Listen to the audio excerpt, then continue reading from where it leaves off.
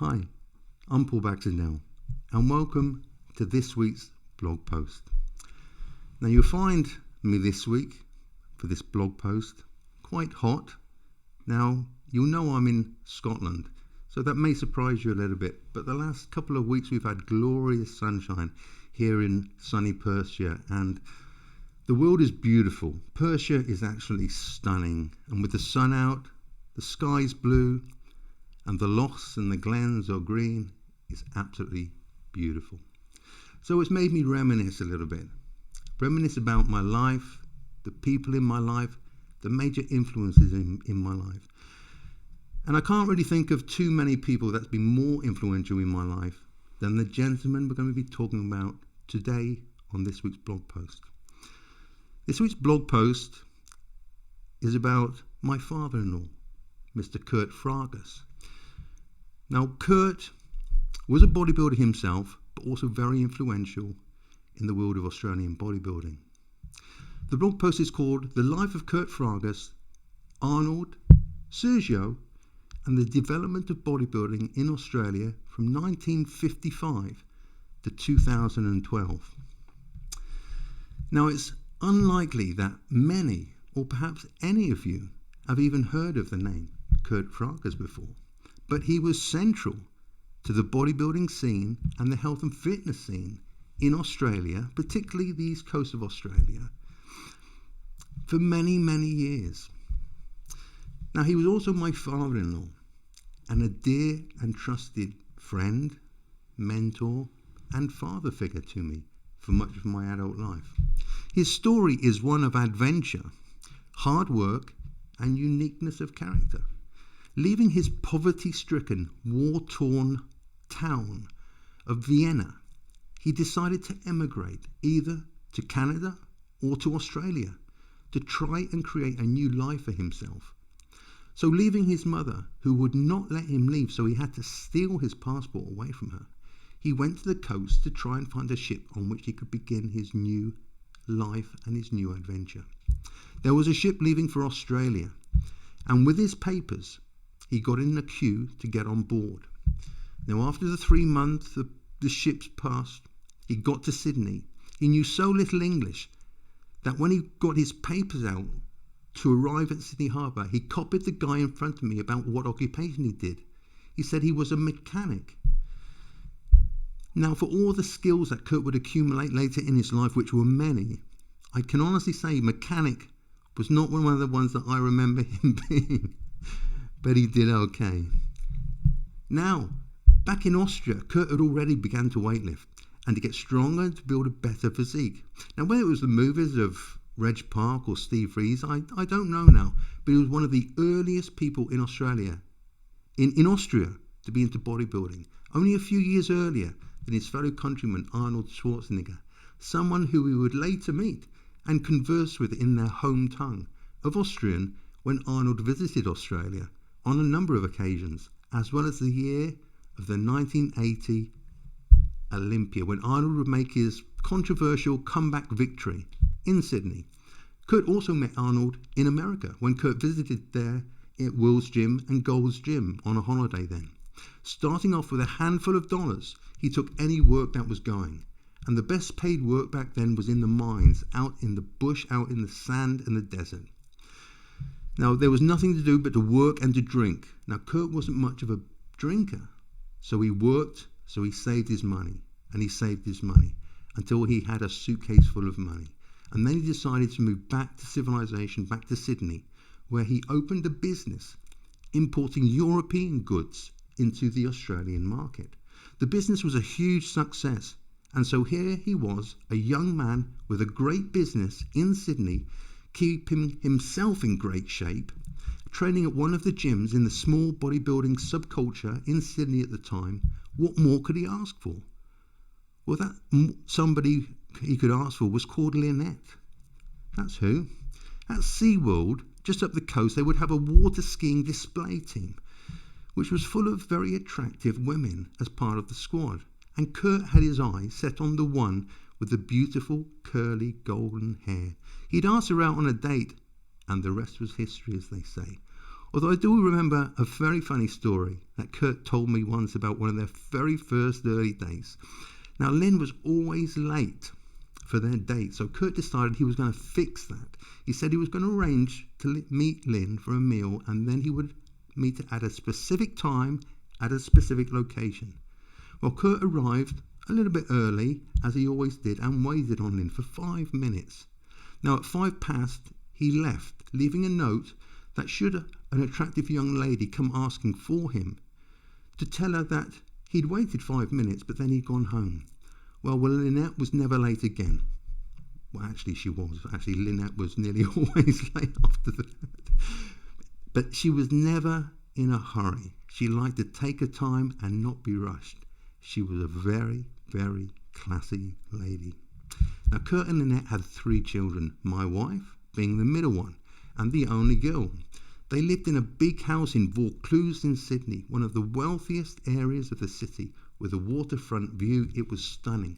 But Kurt was tired of the city life and decided to sell the business, sell the house, and take the year travelling the world with his family before buying acreage up north in Queensland, just half an hour away from Brisbane, but a world away from the city and the lifestyle that he'd been used to.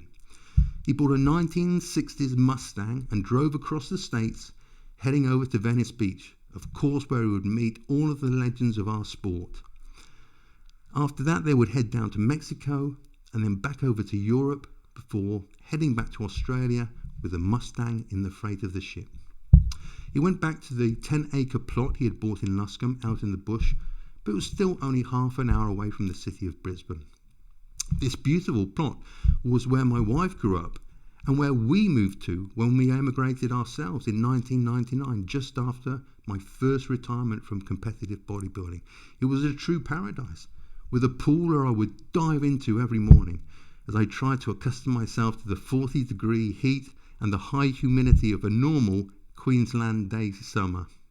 The transition for me was interesting. I had retired from the sport I had loved, but we had 2 children by then. The second was born literally just a few weeks after we had landed. My wife, being small and petite, told a little white lie as she wanted a friend to be her midwife in Australia. Anyway, so it went perfectly. Just like the birth of our first child, for which I was the midwife. Yes, I delivered our first child, our eldest daughter, as the midwife didn't turn up until 40 minutes after the birth. A beautiful but terrifying experience for a man who knew nothing about babies or delivering babies, but it all went perfectly well, thank goodness. Anyway, back to Kurt. So he bought a 10-acre plot with an old Queenslander house built in the middle of it, and they lived there until my wife moved over to the UK. Kurt was still into bodybuilding, and he had weights on the land in a small shed. But he was really getting into health as well as bodybuilding at this time. So he decided on setting up a vegetarian restaurant. In fact, it was the very first vegetarian restaurant on the Gold Coast. Very much ahead of its time. He was a very smart man. Of course, the restaurant was a success.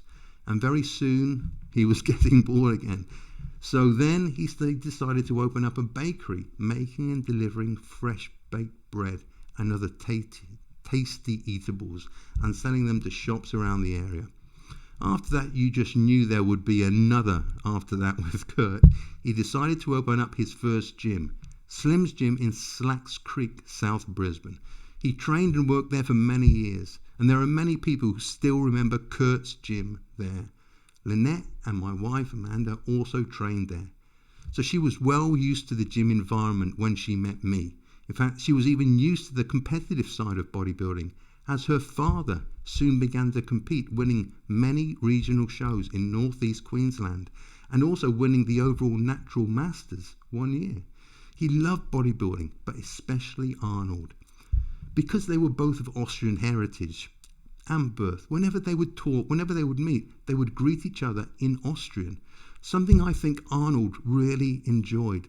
Despite having his English being absolutely perfect, he still enjoyed talking his own Austrian language.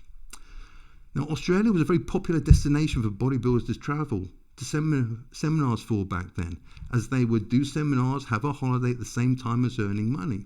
The promoters would pick up the bills for the hotels and the food, meaning that they could eat, sleep and train for nothing, as well as making money at the seminars and posing exhibitions. Kurt went to them all, and he met all the greats. Arnold, of course, was his favourite, no question. Even at the 1980 Mr. Olympia, which Kurt attended, he was truly disappointed at how Arnold looked, but he still said that he had the stage presence and the chest, back and arms to blow away all the other competitors. We had a few fun conversations about that show, but although I may not have agreed with him about Arnold's winning the show, I always loved that he had his fellow Austrians back. Maybe it was more of a case of he knew how hard it was to emigrate into not knowing the language or the culture of a new homeland. But I'm sure Kurt had it harder than Arnold. Kurt was on his own when he arrived in Sydney. No Joe Weider to help him out in the dirt of the mines, that's for sure. Now, when I first met Kurt, we had this obvious connection of bodybuilding. And even right from the start, he was fascinated by the new era. Well, that's the 1990s I'm talking about now. He loved bodybuilding. And so we would talk for hours about it. The changes, how I ate, how I trained, how did I find anabolics assisted me. You see, Kurt had never, ever done a cycle of anabolics, not even a few dianabol.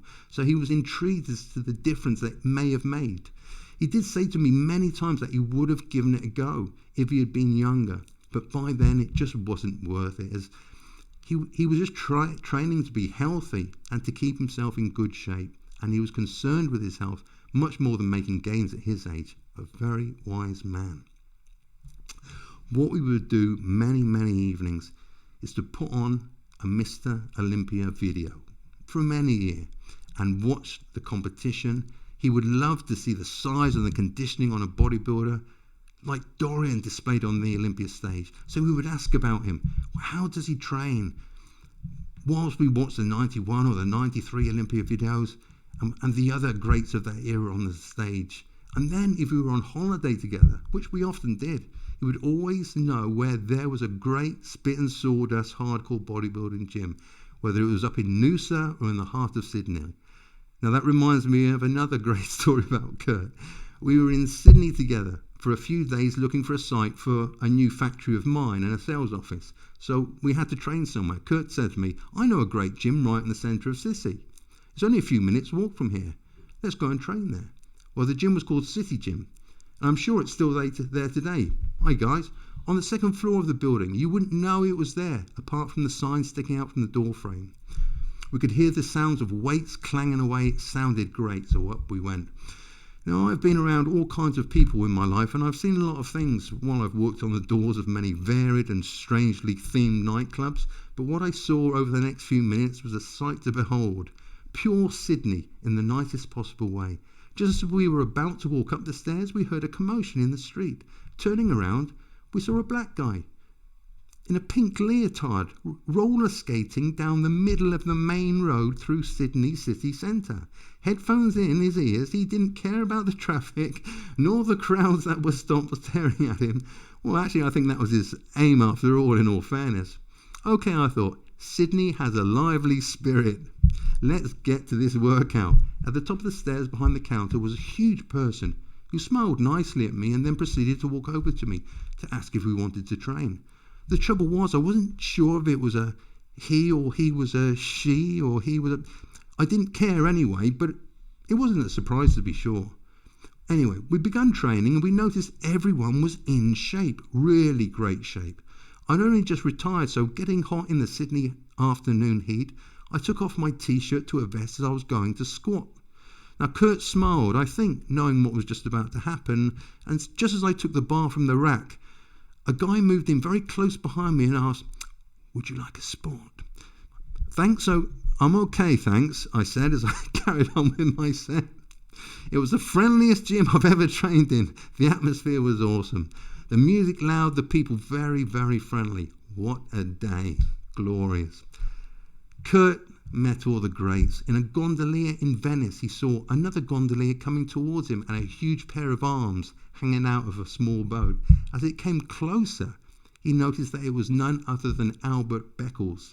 in it smiling, and as Kurt said hi, Albert lifted his huge arm into a biceps pose with a big smile to go with it.